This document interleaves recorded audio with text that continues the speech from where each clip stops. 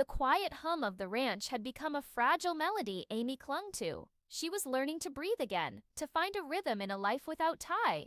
For Lindy's sake, she smiled, she worked the horses, she pushed the ache down, burying it under long days and familiar routines. But the past has a way of refusing to stay buried. The sun bled across the horizon, painting the Heartland fields in hues of gold and rose. Amy swung open the stable doors, the morning ritual a small anchor in her day. Lindy, a whirlwind of youthful energy, darted past her to greet the horses, her laughter echoing in the crisp air as she offered gentle pats. To an outsider, it was a picture of serene country life, but beneath the surface, a current of grief still pulled at Amy. Every corner of the ranch was a ghost, echoing with Ty's smile, his voice, his steadfast love. Time had passed, but letting go felt like a betrayal. From the porch Jack watched her, his gaze knowing. He saw the carefully constructed facade, the strength she wore like a shield. Lou, in town for a council meeting, tried to fill the silence with bustling energy and trips to Maggie's, but Amy remained a step away, her eyes often drawn to the photograph of Ty that held its place above the fireplace. Georgie's absence, though filled with the excitement of her advanced riding training, left another space in the sprawling emptiness of the ranch. Caleb had stepped up, taking on more of the horsework, a quiet, unspoken support. He never mentioned Ty, but he was a constant presence, a silent offer of a shoulder to lean on if she ever needed it. One afternoon, as Amy was grooming Spartan, the familiar scent of horse and hay filling the air, Jack approached, an unfamiliar white envelope in his hand. There was no return address, only her name scrawled in a script that sent a jolt through her, a haunting echo of a hand she once knew so well. Her heart hammered against her ribs as she took it, her fingers trembling slightly. But she couldn't bring herself to open it, placing it instead on a dusty shelf in the tack room, a silent testament to her fear. That night, the wind howled with an unusual ferocity, rattling the windows and stirring the horses into a state of unease. Lindy, woken by a nightmare, crawled into Amy's bed, her small body trembling. "I dreamed Daddy came back," she whispered into the darkness. Amy held her tight, swallowing her own tears, the unopened envelope a heavy weight on her mind. Why did it frighten her so? Perhaps because a small hidden part of her still dared to hope for the impossible. The following morning at Maggie's, the diner buzzed with the usual morning crowd, but the atmosphere felt charged. Lisa's warm greeting did little to quell the strange tension Amy felt. Then, she overheard a hushed conversation from a nearby booth. He was asking about the ranch, said he needed to find Amy Fleming. Amy froze, turning to see who was speaking, but the figure was already gone, lost in the flow of people leaving the diner. A chill traced its way down her spine. Was it just a reporter, or something more? Back at the ranch, the envelope sat where she had left it. She stared at it, the familiar handwriting a silent question. Her hand reached for it, hesitant, but the sound of footsteps startled her. It was Lou. "You okay?" she asked, her brow furrowed with concern. Amy quickly hid the envelope, forcing a smile. "Just tired," she lied. The truth was a tangled mess of emotions she couldn't begin to unravel. Life had found a semblance of peace, and she was trying to heal, but a deep-seated feeling told her the quiet was about to break. Something was coming, something she wasn't ready for. The days that followed were threaded with an unspoken tension. The routines of the ranch continued. The birds sang, the horses ran, and Lindy still asked about her father with a child's unwavering hope. But for Amy, the peace was gone. The unopened letter was a constant nagging presence, a symbol of the turmoil brewing beneath the surface. One evening, as she was securing the barn for the night, a sound from the trees bordering the pasture made her pause. It wasn't the wind, but a low whisper, her name carried on the breeze. She spun around, her heart leaping into her throat, but there was nothing but the rustling leaves and the deepening shadows. The next day, Caleb returned from town with horse supplies and a troubled expression. "Someone's been asking about you," he said, his voice low. "At the feed store, some guy, wouldn't give his name, just wanted to know if Amy Fleming still lived at Heartland. I didn't tell him anything, but I thought you should know." The fear that had been simmering within her began to boil. She tried to dismiss it, suggesting it was likely a reporter, but the explanation felt hollow even to her own ears. That evening, sitting on the porch as twilight settled over the ranch, she finally opened the envelope. With trembling fingers, she unfolded the single sheet of paper inside. The note was short, the words simple but earth-shattering. "I'm sorry, I tried to come back sooner. I don't know if you can forgive me, but I never stopped loving you." Amy's breath caught, the world tilting on its axis. "No," she whispered, the sound swallowed by the vastness of the night. It couldn't be real, but the handwriting, the familiar, slightly crooked, at the end, it was his. She rushed inside, her hands shaking as she pulled out a box of his old letters, the ones he'd sent from vet school. Comparing them side by side, there was no doubt. The slant of the letters, the pressure of the pen, it was Ty's hand. Just as the reality of it began to sink in, a soft knock echoed from the front door. Amy froze, her heart pounding a frantic rhythm. She opened it to find the porch empty, the only sounds the chirping of crickets and the whisper of the wind. But at her feet lay another note, this one rolled and tied with a piece of twine. Her fingers fumbled as she unrolled it. "Please don't be afraid, I'm close. I'll explain everything soon." Her eyes scanned the darkness of the tree line, a wild, impossible hope battling with the cold, hard logic of her mind. Clutching the notes to her chest, she whispered his name into the night. Is it really you? If it was, the life she had so painstakingly rebuilt was about to be torn apart. The air at Heartland felt different in the days that followed, charged with an unspoken anticipation. Amy kept the second note a secret, a fragile hope she wasn't ready to share, terrified that speaking it aloud would make it disappear. She found herself constantly watching, waiting, listening for something she couldn't name. It was late afternoon when she saw him. She was riding Spartan along the North Ridge, a place that had been one of Ty's favorites. The sun filtered through the trees, casting long shadows on the ground. Spartan suddenly stopped, his ears pricked forward, his attention fixed on the tree line. Following his gaze, Amy saw a figure standing between two pines, partially obscured by the shadows. The man was tall, his shoulders broad, and there was a familiarity in his stance that made her heart stop.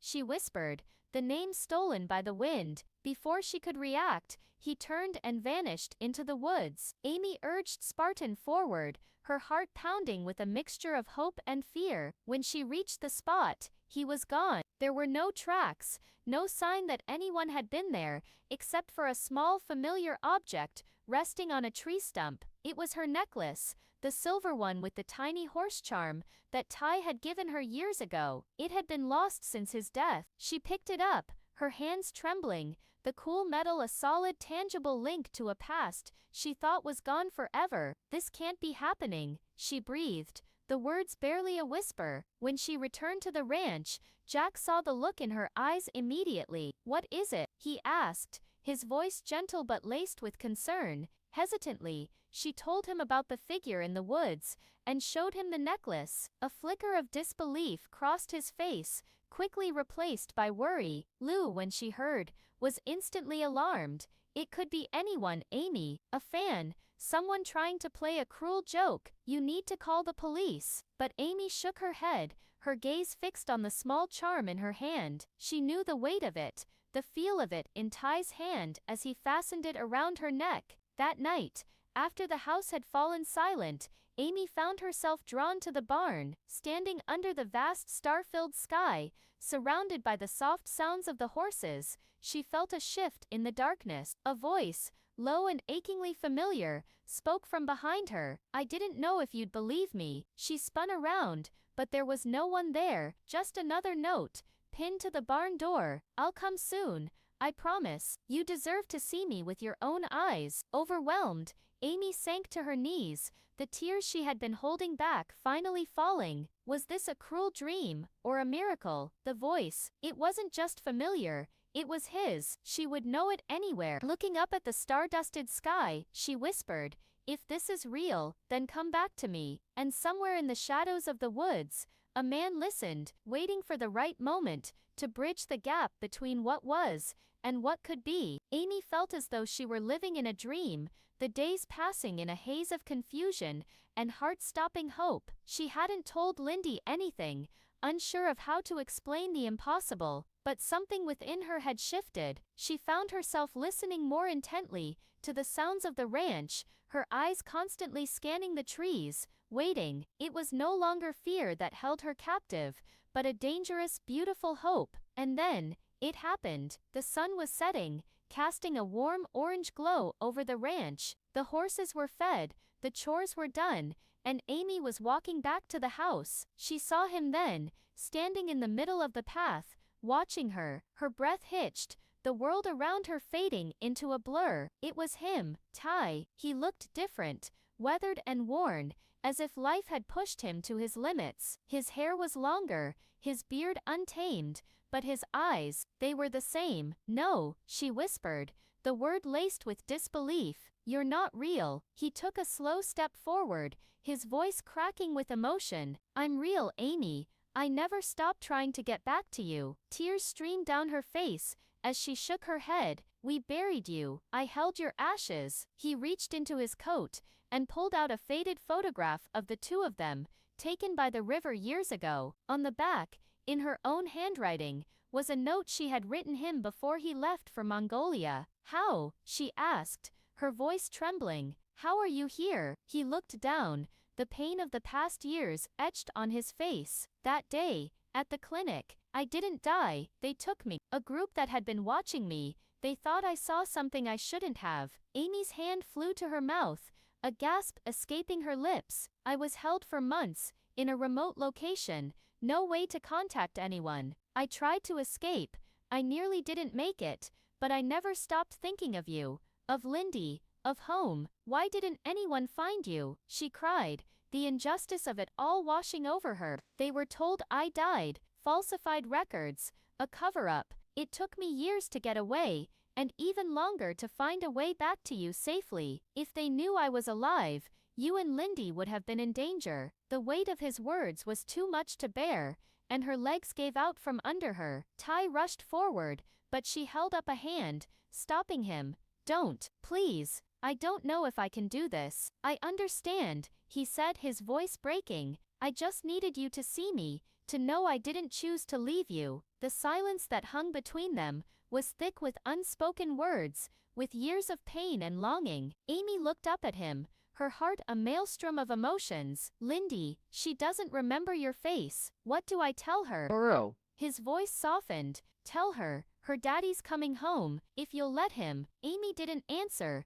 but she didn't turn away, and for Ty, in that moment, it was enough. Sleep offered no escape that night. The quiet of the ranch was a stark contrast to the storm raging within Amy's heart. Ty was alive, not a ghost, not a memory, but a living, breathing man, waiting for her. She sat on the edge of her bed, the silver necklace in one hand, the faded photograph in the other, her mind reeling. How could she reconcile the man she had grieved with the man who had returned? The questions were endless. Why had it taken so long? What had he endured? Could she trust this man, who was both a stranger and the love of her life? And was she still the woman he had left behind? The next morning, Lindy climbed into her lap, her sleepy voice a gentle balm on Amy's frayed nerves. "Mommy, I had the dream again. Daddy came home." Amy hugged her tight, whispering, "Dreams can be powerful, sweetheart." Little did Lindy know,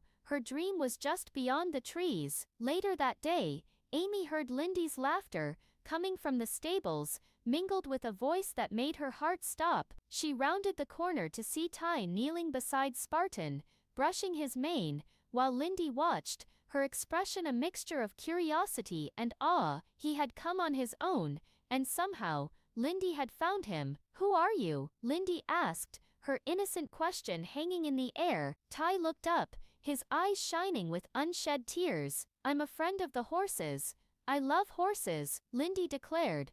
"I ride Spartan with Mommy." Amy watched, a silent observer of this impossible reunion, her daughter meeting her father without even knowing it. Then, Lindy tilted her head, a thoughtful expression on her face. "You look like someone in Mommy's picture box." Amy finally stepped forward, Lindy, she said softly. Is he Daddy? Lindy asked, her eyes wide. Amy knelt beside her, her voice catching in her throat. He is. It's complicated. Lindy's smile was radiant as she wrapped her arms around Ty's neck. I missed you, she whispered. Later, in the quiet of the barn, Amy and Ty sat together, the air thick with unspoken emotions. How much of you is still you? She finally asked. Enough to know I never stopped loving you, he replied, his gaze steady. Enough to know I'll never force anything. I'll leave if that's what you want. Tears welled in Amy's eyes. I don't know what I want. I was learning to live without you. And now you're here. It feels like I've lost you all over again. He didn't offer empty platitudes or easy answers. He simply sat with her in the silence, his presence a quiet affirmation of his love. Before he left, he handed her a small cloth-wrapped bundle. Open it when you're ready. After he was gone, she slowly unwrapped it. It was his wedding ring, her initials still engraved inside, the metal still warm from his touch. Clutching it to her chest, she whispered to the empty barn, "What do I tell my heart now?" Half of her was still shattered, while the other half had just begun to beat again. The silence at the breakfast table was deafening. Amy hadn't told anyone yet, but her turmoil was written on her face. Jack finally broke the tension. You've been quiet lately, Amy. What's going on? Amy looked up, her voice steady, despite the storm inside her. Ty's alive. The world seemed to stop. Lou dropped her fork, Jack stared in disbelief, and Lisa blinked as if she'd misheard. Amy, that's not funny, Jack said, his voice low. I'm not joking, she insisted.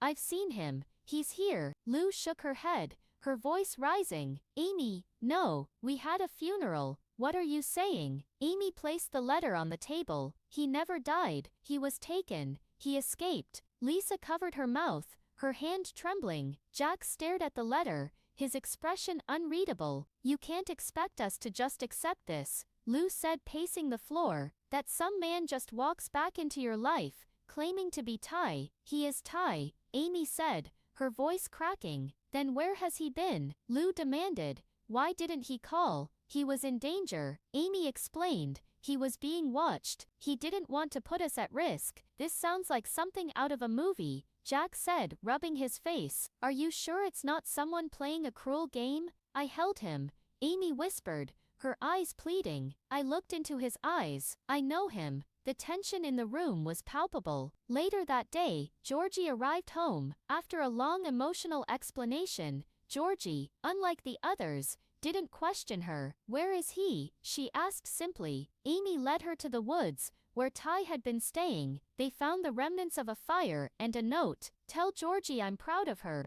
Always. Georgie clutched the note, tears in her eyes. It's him, she whispered. But the family remained divided. Tim, furious and protective, demanded a face-to-face meeting. Lou insisted Ty stay away from Lindy until they had proof. You don't get to decide that, Amy retorted, her voice firm. This is my family too. Jack, the ever-present calm in the storm, intervened. We need proof, something more than notes and memories. The next day Amy met Ty again, this time with the family. He brought photos, documents, and an old necklace Amy had made for him in high school, things no one could have faked. When Jack finally stood before him, he was silent for a long moment, his eyes searching Ty's face. Finally he placed